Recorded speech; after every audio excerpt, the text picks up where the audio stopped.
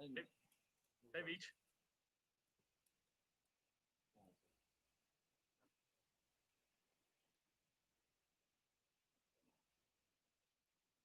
Hey, Veach, can you hear us okay? Yeah, I can. We're ready. Well, I appreciate you guys for joining me today. It's always a bittersweet time of year. On one end, we're certainly excited about kickoff on Thursday night, and on the other end, you have to go through a weekend of making some tough roster decisions and calls with players that we certainly appreciate the hard work that they've put in, and again, there were some tough calls. Before we start, I do want to thank my staff. Said this countless times that I'm very blessed to have one of the best personnel staffs in the NFL. And although it was a little different and unique not watching pro tapes the last few weeks, we certainly got some good dialogue in yesterday in regards to how we can continue to make this roster better throughout the season. And also want to make sure to thank the coaches for the work they've done in the offseason with the unique offseason and not having the players here physically, but just doing a great job with this rookie class and getting them up to speed and getting them ready to roll. And hopefully all these guys play a big part in opening night. And lastly, just again, Rick Burkholder and his staff. I think the results have been phenomenal, as everyone knows so far. And look, we know we have a long way to go, and all the things that we've worked so hard on in our facility and throughout the league in regards to keeping players safe and healthy. Certainly have proven to work. Now we just can't relax. We have to just maintain these protocols throughout the season. But Rick has just done a phenomenal job of educating us, coaching us up, and making sure our guys and our coaches and our staff are following through with all the medical, requirements that we need to stay or we need to adhere to. So, again, thanks to the personnel staff, the medical staff, my personnel staff, the whole crew. And with that, we'll take your questions. Let's go to Sam McDowell. Go ahead, Sam. Hey, Brad, how are you? Good, Sam. How you doing? Good. You guys have had some success in the draft in these last 3 years, but with Breland Speaks, can you pinpoint why the development didn't quite work out there, and what went into the decision yesterday not to keep them? Well, yeah, I mean, that was certainly a unique scenario where of all the positions in it, I certainly think we have a very good roster, talented roster. That defensive line position is probably our deepest position. With Breland, different scheme when we got here, and I thought he and our staff really thought his rookie year did some things that you can really lay a foundation on. And we all know that came in a little out of shape the next year, and then he had the injury. So I think when you get behind the eight ball in professional football, it's tough, and then when you get behind the eight ball on a roster with a deep defensive line, it's even tougher. We'll say this, credit to the kid. He did come in shape and worked hard to get that weight off. Again, he was just up against a very deep and talented defensive line class, and in our staff and both coaching and personnel staff, and we're always committed to doing what we feel is best for the team and playing the best players and the guys that were on our active roster. We felt that day by day and the way they graded out that they just performed better and they deserved to be on the team. Let's go to Herbie. Go ahead, Herbie. Hey, Brett, good morning. You mentioned wanting to make the roster better as the season goes on. And yesterday at the deadline, the league-wide deadline, you had some intriguing names out there from Lamar Miller, Clowney, Devonta Freeman, Adrian Peterson, Sidney Jones. How much does the protocols as far as COVID testing and then even the Thursday night game affect how you approach free agency this first weekend? And Brad, I'll probably have a follow-up to that. Yeah, that's a really good question. And we even talked about some of these guys that we're identifying for the practice squad, not even having them here. As you mentioned, Herbie, these guys will have to go through, I believe, 2 days of testing. And once these guys clear waivers, if they're on the street, then it's going to be 3 days. So it certainly puts us in a bind where, the guys that you want to bring in either on the active or practice squad, there's going to be a delay in that. I would say, to answer your question, all that goes into play, certainly the delay in regards to when we can get them. I think the one good thing, and we've talked about this yesterday, was having a Thursday game will help us moving forward. So we'll be able to utilize those 2 or 3 days of COVID testing with the extended weekend. So that will be a benefit, having a Thursday practice, to be able to kind of recalibrate our roster, both active and practice squad, knowing that we can get guys in over the weekend and knock the tests out. But I would say it all comes into play, contract, injury history, and then the COVID testing, as you mentioned. Yeah, and Brett, here's a follow-up. I'm glad you touched on that, Brett, because last year you were able to bring in guys like Mike Pennell, Wisniewski, Damone Harris, even Suggs late in the season. How much do you think the COVID protocols will limit what you will be able to try to do during the season? I don't know if it will limit to the extent of not doing things. It will just delay their ability to get on the field and help us as quickly.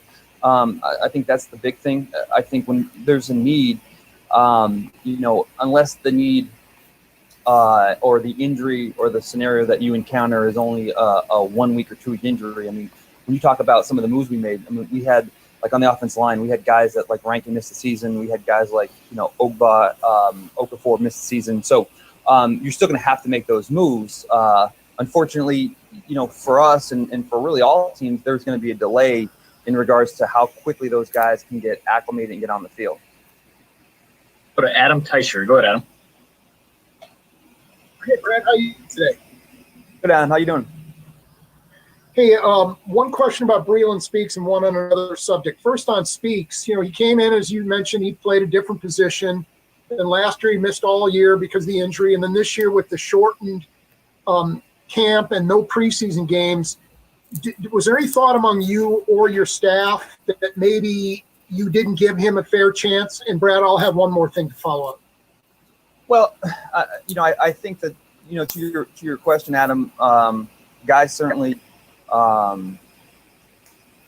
handle rehab situations differently and how they come back.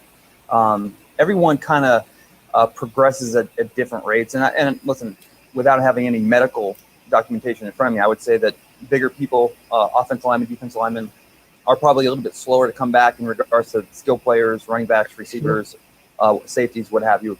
But again, you go back to the scenario in which we were in. He did come back into camp and lost weight and was healthy and was able to practice throughout the course of the preseason. And, he worked hard to put himself in that position. So when guys are ready to go, we defer to the medical expertise of our staff and we let them go out there and compete and see how everything shakes out. Again, it certainly did put him behind the 8 ball in that regard. Not having a year of football is, again, certainly going to be tough. And then when you throw in the factor of having, Clark and Tano and Okafor, Taco had a good camp. Obviously, he made the roster, and Mike Dana had a really good camp. So it was just one of those scenarios for him where, having the year off, having to go through a lengthy rehab process and going out there competing against a deep defensive line was a tough ask. And he competed his tail off. And I'm sure he'll learn a lot from this experience here, and it'll help him in the future. And I'm sorry, your second question was? Cornerback. I thought because of Bashaud Breeland's suspension, maybe you guys would have made a move for a veteran guy like you have the last couple of years, but you didn't, although I know you still could. But it certainly looks at this point like the guys you have on the roster right now will be the guys you go with, at least against Houston. So I just wonder what you saw from guys like Fenton and Hamilton and Snead during camp the last month or so that leads you to be pretty confident they'll hold up well.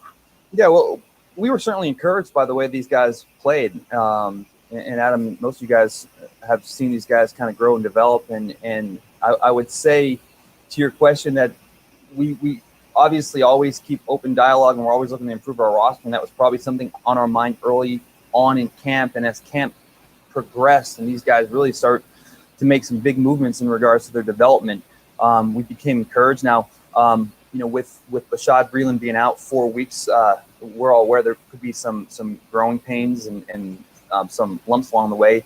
Think back to Charvarius Ward when he was kind of forcing the action his rookie year, and he learned a lot in that Seattle game. They kind of attacked him, but he continued to grow and develop. And then that Colts playoff game, he built on that, and he continues to grow and develop into one of the better corners out there. So I think we're kind of looking at it in regards to that growth and maturation process with these guys, where we've seen it already in camp with guys like Snead, Fenton in his second year. Keys was out there a little late. Hamilton we just got, but these guys have gotten better and better every week. And knowing the scheme and being in the Zoom meetings all off season and knowing what our coaches are asking them, that's going to be hard to replicate in a short amount of time. We'll always continue to look what's out there and if we can get better and how we can get better. But we feel like, we have some good young corners, and again, there'll be some learning and growth early on, but with Ward being an established corner and Sneed and Keys, we feel like those guys are going to be pretty good players, and we're excited about Hamilton, what he can do in all phases of the game. So we'll continue to monitor that situation, but I think we're happy with the competition and the talent right now. Let's go to Matt McMullen. Go ahead, Matt. Hey, Brett. So we've talked a lot about the continuity on this team over the entire offseason, but some of the additions that you've made in free agency, the draft, you've had a chance to watch them in camp now. What excites you about those guys that have enhanced this roster now going into the season? Well, I mean, anytime you get a chance to add new talent and create more competition is always exciting. And I think the guys we were able to bring in free agency, have done that. They've added depth and competition to this locker room. And Mike Remmers has had a chance to bounce around at guard and tackle. Hamilton, as we just mentioned, he's a guy that I know Dave Tobey's excited about on special teams, and he's kind of bounced around from outside to inside to some safety. So we're excited about his versatility. And, this rookie class, we're certainly excited about it. I think that there's a good chance that really all these rookies, have a chance to go out there on Thursday night and really help us from Clyde to Willie Gay, LJ, I think Mike Dana. There's been, the Deshaun Wharton we've talked about, Tommy Townsend. So it's just exciting to usher in some new talent and that these guys are going to have lasting impacts on this organization and do some great things for us. So anytime you bring in new talent, whether they're free agents or draft picks, everyone brings their own little unique energy to the building. So it's just been fun watching these guys provide that to this locker room. Go to Pete Sweeney. Go ahead, Pete. Hey, Brett, I was curious about the running back room. I know Clyde's the guy. We've talked a lot about Clyde. What have you seen in Darrell to sort of make him emerge there, and then why Darwin over DeAndre? Well, I would say with hitting Darrell first, he's one of those guys that he's been here for such a long time, and there's a lot of trust in regards to his ability in all phases of the game, running and blocking, in particular pass pro too. I mean, he's really good in pass pro. He's taught Clyde a lot. Certainly, we're all excited about Clyde. We know what he can do, and he'll continue to learn and grow. And we think certainly he has a extremely high ceiling. And Darwin was a guy that really had the upper hand and held on to it.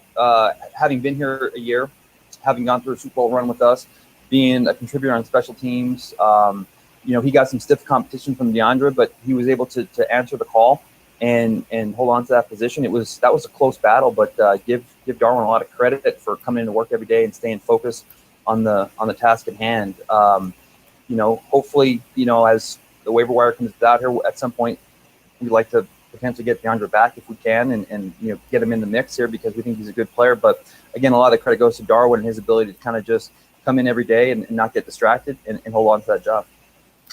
We've got time for a few more guys. We'll go right down the line. Let's go Harold, Matt, and then Nate.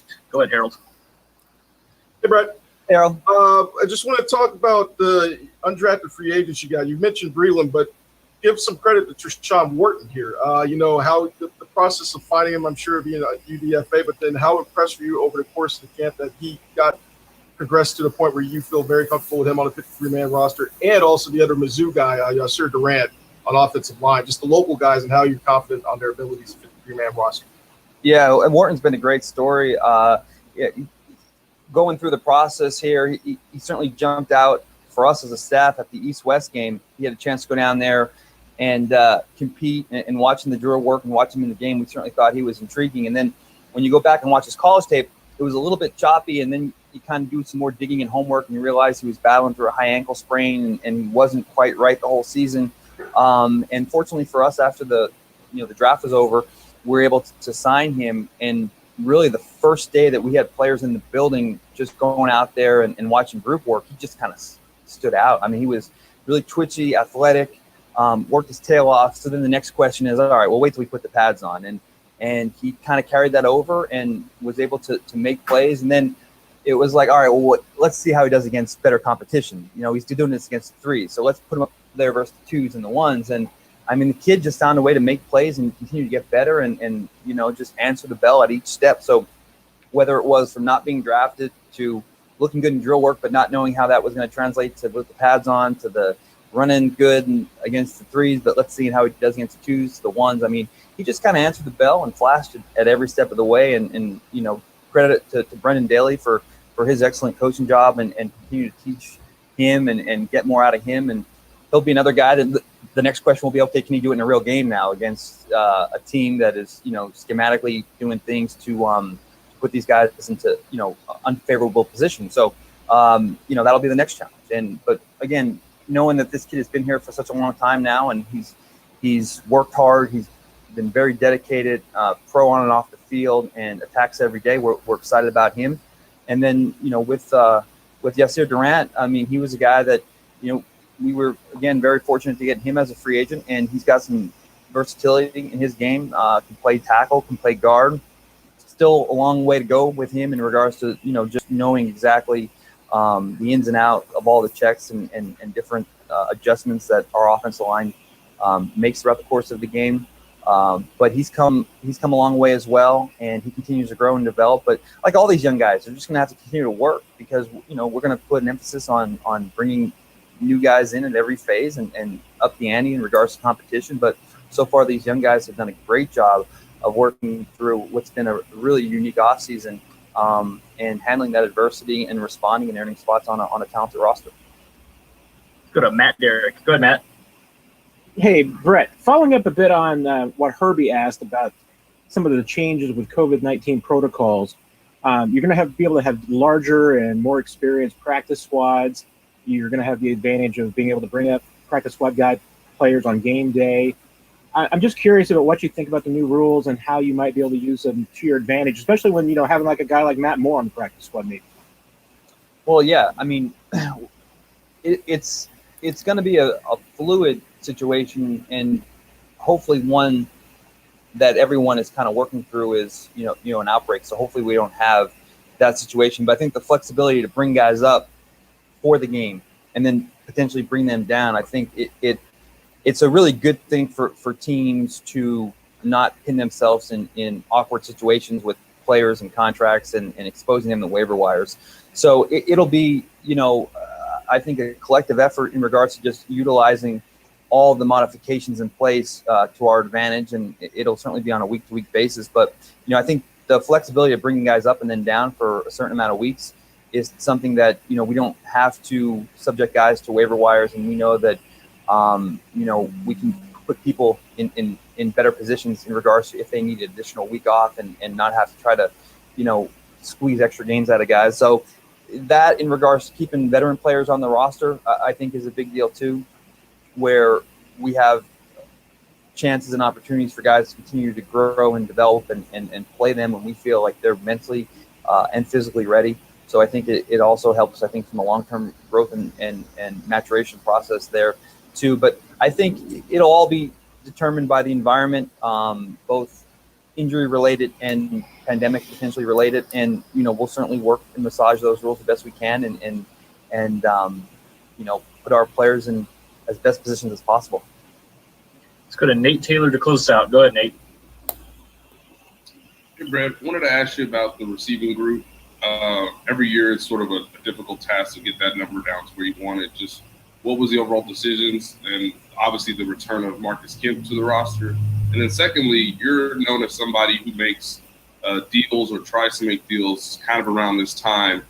Just how much did the offseason, no preseason games, and obviously the pandemic play into a factor in terms of trying to find some level of negotiation and not getting a deal done? Well, I'll answer that first question right off the bat. It was extremely unique. I think that the last few off seasons, and I had just I was talking to Matt Nagy last night on my drive home. The first two off seasons, I would say by 2 or 3 days before the cutdown day, I think I've heard from 10 to 12 to 14 teams.